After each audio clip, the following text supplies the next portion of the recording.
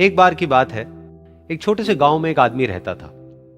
उसके घर के पास में एक पहाड़ था, जहां पर वो रोज सुबह जाता।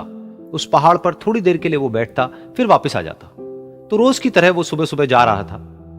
पीछे से उसका छोटा सा बेटा आया। उसने आकर के उसका हाथ पकड़ लिया और कहा कि आज मैं भी आपके साथ चलूंगा।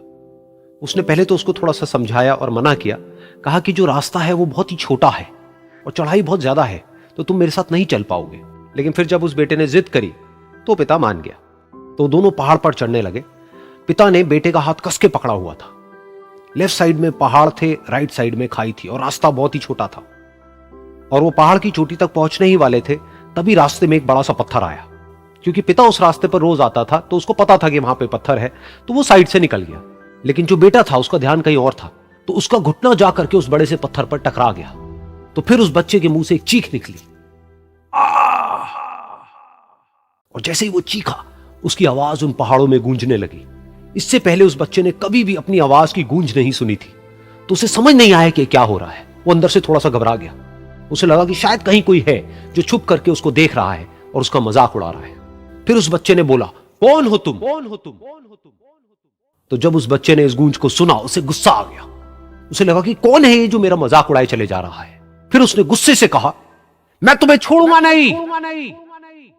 और फिर जैसे ही उसने इस गूंज को सुना, वो घबरा गया। उसके पिता समझ गए थे कि क्या हो रहा है। उसने अपने पिता का हाथ कस के पकड़ लिया और उनसे पूछा, कौन है ये जो मुझे इतना तंग कर रहा है? कौन है ये जो मुझे इतना डरा रहा है? तो उसके पिता थोड़ा सा मुस्कुराए और उन्होंने खाई की तरफ देखा और जोर से बोला, मैं तुमसे बहुत प्यार करता हूं। ये सुनकर वो बच्चा हैरान हो गया। उसे समझ नहीं आया कि हो क्या रहा है, कि वही इंसान जो उसका मजाक उड़ा रहा है और उसको तंग कर रहा है, वो उसके पिता को बोल रहा है कि मैं तुमसे बहुत प्यार करता हूं। तो उसके पिता ने अपने बेटे को देखा और वो समझ गए कि उसके मन में क्या चल रहा है। और फिर दोबारा उन्होंने बोला, तुम बहुत अच्छे हो।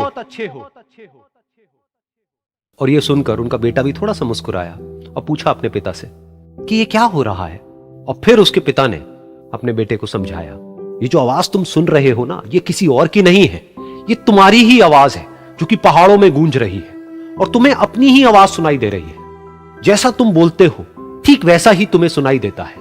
अगर तुम गुस्से से कुछ कहोगे तो पलट करके जो आवाज आएगी उसमें भी गुस्सा होगा, लेकिन अगर तुम कुछ अच्छा कहोगे तो वो आवाज भी अच्छी होगी। बिल्कुल इसी तरह से हमारी जिंदगी में भी होता है।